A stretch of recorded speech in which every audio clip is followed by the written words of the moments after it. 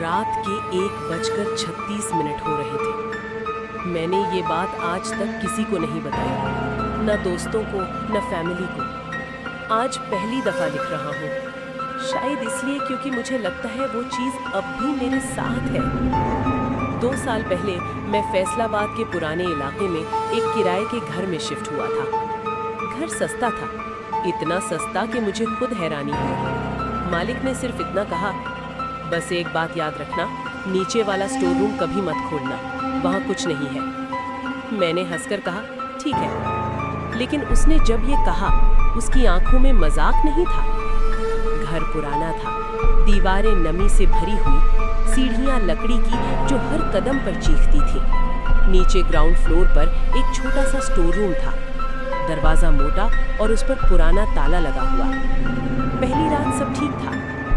दूसरी रात जब मैं सो रहा था, मुझे हल्की सी आहट सुनाई दी, जैसे कोई लकड़ी के फर्श पर धीरे धीरे चल रहा हो। मैंने सोचा हवा होगी।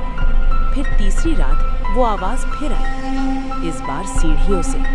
स्टेप स्टेप स्टेप, हर कदम धीरे भारी। मैंने अपने कमरे का दरवाजा खोला।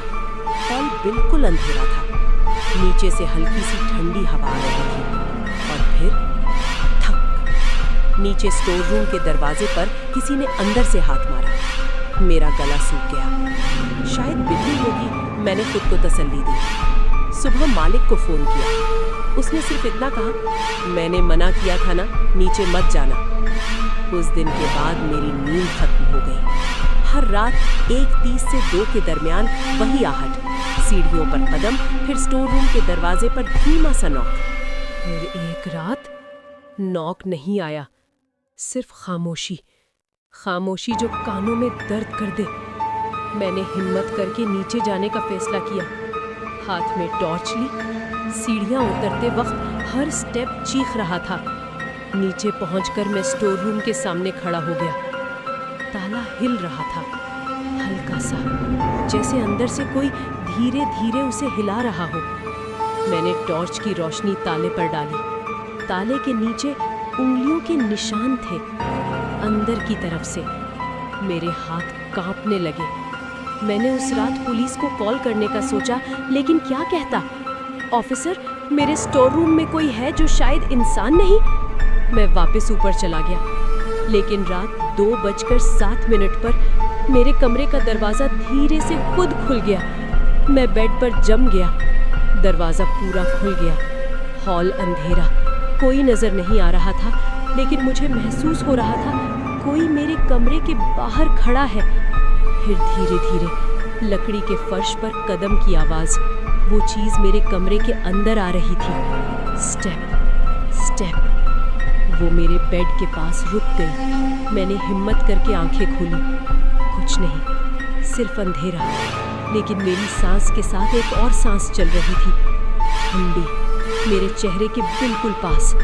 फिर मेरे कान के पास किसी ने धीरे से कहा, तुमने नीचे क्यों देखा? मैं चीखना चाहता था, आवाज नहीं निकली। सुबह जब मेरी आंख खुली, मैं फ्लोर पर पड़ा था।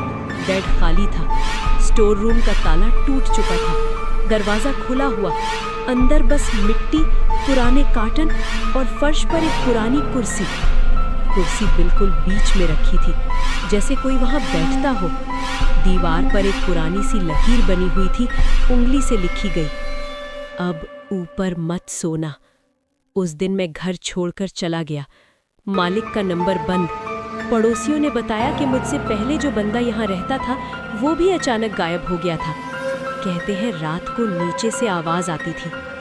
अब मैं दूसरे शहर में हूँ, लेकिन बात यहीं खत्म नहीं हुई। 3 दिन पहले मेरे नए घर में रात 1:36 पर लकड़ी के फर्श पर कदम की आवाज आई। यहाँ लकड़ी का फर्श ही नहीं है, और मेरे बेडरूम के बाहर आज फिर हल्की सी नॉक हुई है।